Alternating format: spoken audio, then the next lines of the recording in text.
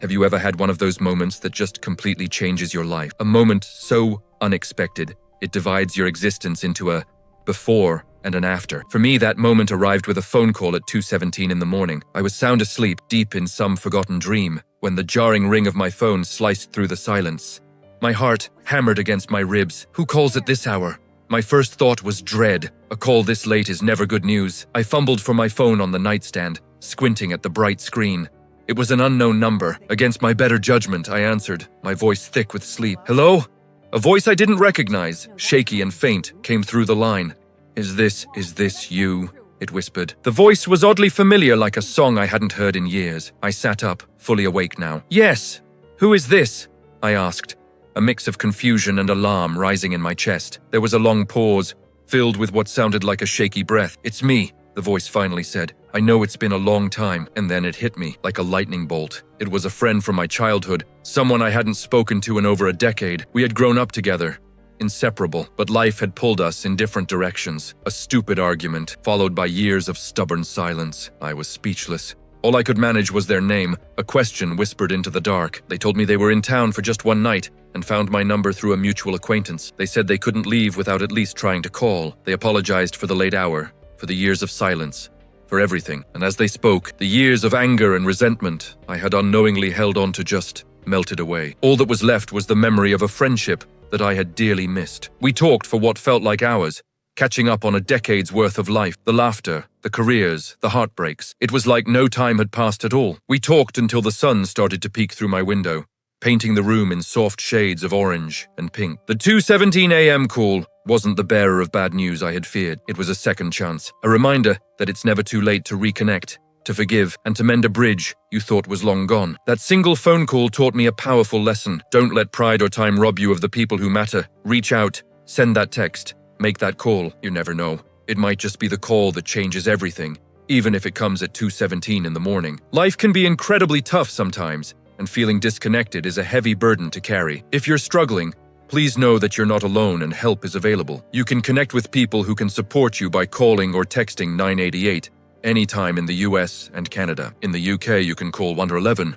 Reaching out is a sign of strength. Thanks for listening, and I'll see you in the next one. If this story has you curious, make sure you subscribe now, because what Margaret uncovers in the next few days will reveal a truth her husband never wanted her to know. The next morning, Margaret went to the attic. It was a place she rarely visited. Dust covered everything. Old boxes, suitcases, a broken lamp, and a stack of folders Arthur had once called his work stuff. She climbed the narrow wooden steps slowly, each one creaking under her weight, as if protesting her intrusion into the past. In the back of the attic, behind a stack of old newspapers, she found a grey metal box she didn't recognize. It was locked, but the lock was old and brittle, its surface rusted with age. She tapped it gently with a small hammer, and it snapped open with a surprising crack. Inside were dozens of cassette tapes. Each one was labeled with a date, written in Arthur's familiar, slightly slanted handwriting, and each date was from the last year of his life. Margaret carried one downstairs, her heart pounding a little faster. She found the old tape player in a kitchen drawer, dusted it off,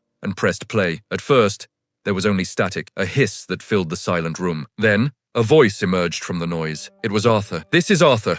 If you're hearing this, something has gone wrong. Margaret's hands began to tremble. His voice was the same, yet different, strained, heavy with a weight she'd never heard before. I don't know how long I can keep this quiet, the voice on the tape continued, but I have to leave a record just in case. There was a long pause, a sound of him taking a deep, shaky breath as if he were struggling to find the right words. Margaret thinks I'm working late every Thursday, but I'm not. I've been meeting someone. Margaret felt a sharp, cold pain in her chest, a betrayal that felt as fresh as if he'd said it to her face right then. Was this what he'd been hiding? An affair? But his next words erased that thought. A man from my old company. He says he knows something about the call I made 15 years ago. The one I told no one about. The tape crackled, the sound of the old mechanism turning. I thought it was just a harmless favor. Just a phone call. I didn't know what would happen after. I didn't know someone would lose everything because of it. Margaret pressed her hand against her mouth, a sob caught in her throat. What did you do, Arthur? She whispered to the empty room. The tape ended abruptly, leaving only the soft whir of the player. That night, at exactly 2:17, the phone rang again. It pierced the silence of the house, sharp and insistent. Margaret snatched it before the first ring finished. I listened to the tape, she said, her voice firm. Surprising even herself, there was only silence on the other end, a heavy, listening silence. Then, the voice replied, low and measured. "So you know." "Who are you?" she asked, her knuckles white as she gripped the receiver. Another long pause stretched between them. "My name is Daniel." Margaret had never heard that name before. It meant nothing to her, yet it felt like the key to everything. "Why are you calling me?" she asked, her voice trembling slightly now. "Because your husband ruined my life with a single phone call." Margaret felt the world tilt around her, the familiar patterns of her living room carpet seeming to swirl. "What are you talking about?" Daniel's voice was steady, but cold, devoid of any emotion. 15 years ago, your husband called the bank where I worked. He reported suspicious activity on an account, said he'd overheard a conversation. Margaret's mind raced back to that year. Arthur had been so stressed, so distracted, always checking the mail, jumping whenever the phone rang. "They froze the account," Daniel continued, his words like stones dropping into a still pond. "Turns out the account belonged to a small charity I ran with my sister. We were waiting for a large donation to clear. The freeze triggered an investigation." Margaret swallowed hard, her throat suddenly dry. "And?" she managed to ask. "They found nothing illegal," Daniel said flatly. "But the delay caused the donor to back out. We lost everything. The charity collapsed. My sister, she couldn't handle the stress. She took her own life 6 months later." Margaret's grip on the phone tightened until her fingers ached. The room felt airless. "I didn't know," she whispered, the words barely audible. "He never told me." "He knew," Daniel said.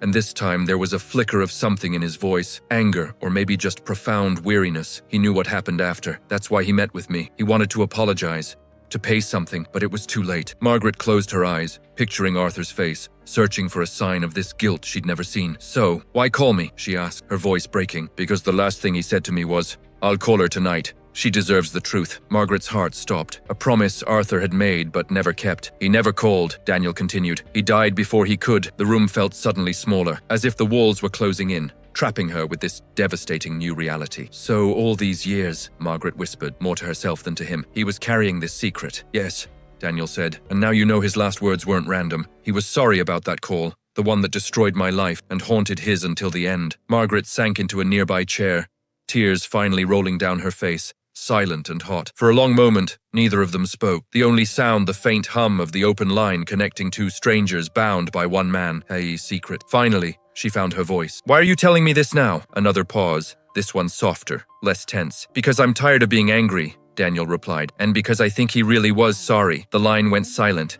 but she didn't hang up. "Wait," Margaret said, a sudden urgency in her voice. "Will you call again?" "No," Daniel said softly, gently. "This was the last call." The line went dead. Margaret sat there for a long time, the receiver still clutched in her hand. The clock on the wall read 2:19. For the first time in 8 years, the words, "I'm sorry about the call," no longer felt like a mystery. They felt like a confession, and maybe, in a strange, painful way, an attempt at forgiveness. If this story moved you, subscribe to the channel and watch the next video, where another quiet home hides a secret that refuses to stay silent. Because sometimes, the scariest things aren't ghosts or shadows, but the truths we leave behind. Thanks for watching.